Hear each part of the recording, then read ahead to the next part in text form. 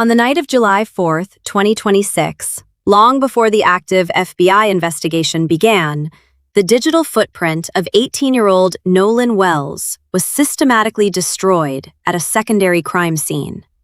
While his physical body was still missing in the dark waters surrounding Horn Island, an unprecedented act of evidence tampering was already underway on the mainland. This is not a standard drowning accident. This is a meticulously coordinated cover-up where the suppressed forensic evidence and deleted data files point directly to a psychological breakdown among his closest friends. They erased his Snapchats before calling his mother. Katie McCormick exposes the 90-minute gap that destroys the official timeline. I have a classified digital extraction framework concerning what was actually deleted from the personal device of Nolan Wells. I can only show you this at the end of the video, because once you see it, you can never unsee it. To understand the absolute terror of this institutional cover-up, you must subject the demographic and environmental anomalies of that specific afternoon to strict behavioral analysis. Nolan Wells was a physically elite wide receiver for Southwest Mississippi Community College. Nolan Wells was attending a holiday gathering on Horn Island, completely surrounded by over 300 young adults. Hundreds of witnesses were looking directly at the water. Active investigative threads on forensic message boards point to a terrifying behavioral anomaly known as the bystander blackout. How does a collegiate football player violently struggle against a maritime rip current in front of 300 witnesses without a single tourist making an emergency distress call to the United States Coast Guard? Look closely at the podcast footage of Warren Hudson, the stepson of Jackson County Chancery Judge Ashley Cole. Watch his micro-expressions when he claims Nolan Wells voluntarily stayed behind. Notice the rigid posture and the complete lack of eye contact. These are the physical markers of an imminent psychological breakdown. This is a meticulously orchestrated narrative designed to protect a specific Jackson County bloodline. The timeline provided by the surviving teenagers is a highly calculated decoy designed to hide a 90-minute forensic black hole. At exactly 3 o'clock in the afternoon, Nolan Wells was definitively seen alive on the white sands of Horn Island. The official narrative claims the teenagers experienced a catastrophic bilge pump failure on their vessel. The hull was taking on water. This mechanical failure was instantly weaponized as the ultimate alibi, explaining exactly why the Mississippi Department of Marine Resources tracking data confirms the boat fled Horn Island at exactly 4:31 in the afternoon. Track and Shepard told national media outlets that Nolan Wells voluntarily abandoned his only ride home to speak with a 19-year-old girl. But that narrative completely collapses under the direct testimony of Katie McCormick. Katie McCormick is the most dangerous witness in this entire case. When Katie McCormick sat down face-to-face with Christine Wansley, the official alibi was eliminated, without the need for traditional police interrogation tactics. Katie McCormick confirmed that Nolan Wells never intended to stay on Horn Island, stating explicitly that Nolan Wells said his goodbyes and began walking directly back to his boat. If Katie McCormick confirms Nolan Wells was actively walking back to his waiting friends, what violent physical altercation occurred on that beach between 3 o'clock and 4:31 in the afternoon? From the moment Katie McCormick walked away, Nolan Wells was trapped in a 90-minute gap. While the parents of Nolan Wells were frantically navigating the complex web of maritime jurisdiction to launch a rescue mission, a highly calculated digital extraction was being executed on the mainland. When Christine Wansley finally retrieved the cellular device of Nolan Wells from a private residence, the digital footprint was completely destroyed. Someone systematically executed a digital inferno, completely erasing every single Snapchat memory and video file from the cellular device of Nolan Wells hours before calling Christine Wansley.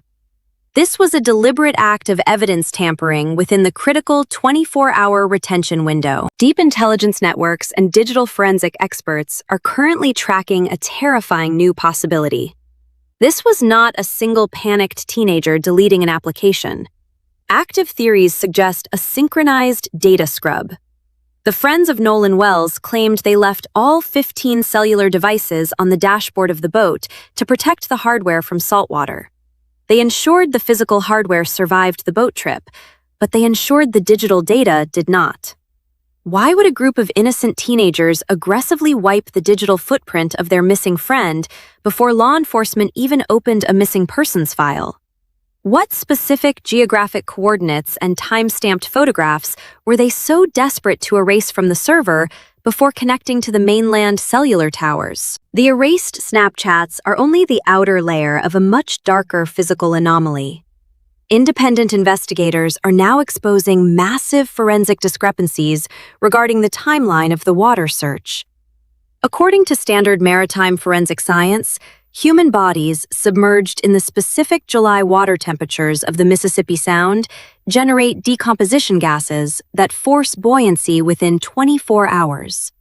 A human body submerged on the afternoon of July 4th should have surfaced by July 5th. Elmore Wansley searched those exact waters on July 5th and found absolutely nothing. The physical body of Nolan Wells did not appear until the morning of July 6th.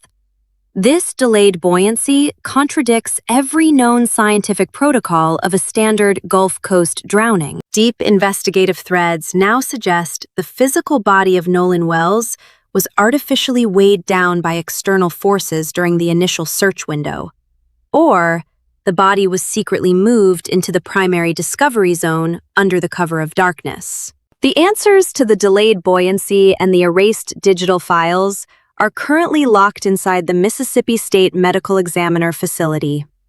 When Dr. Roger Mitchell, the former chief medical examiner of Washington, D.C., conducted an independent forensic autopsy funded by Colin Kaepernick, he discovered a surgical violation that proves this case is an active cover-up. The internal neck structures of Nolan Wells, specifically including the trachea, were deliberately retained by the state pathologist without providing any medical justification. The local authorities surgically removed the exact biological structures required to prove fatal airway compression. This surgical retention directly protects the families connected to the boat, including Warren Hudson and the judicial power structure of Jackson County. Why is the state of Mississippi aggressively hiding the internal neck structures of a deceased teenager? Look closely at the classified digital extraction framework I promised you at the beginning. The missing trachea in the state morgue and the wiped Snapchats on the mainland are the exact same operation. If the surgically removed neck tissues hold the physical proof that the airway of Nolan Wells was violently compromised on Horn Island, then the deleted Snapchat files hold the digital proof of exactly who was standing next to Nolan Wells when the fatal event occurred. The joint simultaneous phone inspection currently underway by federal investigators is terrifying the exact people who claim to be his best friends. But the teenagers on that sinking boat did not possess the institutional authority to extract and retain internal organs from a state medical facility. The local cover-up executed by a panicked group of teenagers is actually just the outer layer of a much larger, more dangerous machine, involving a completely different judicial power player manipulating the grand jury process. The rabbit hole never truly ends. The official timeline is permanently broken by the Life 360 location data. The digital evidence was intentionally scrubbed by the exact individuals who left Nolan Wells behind.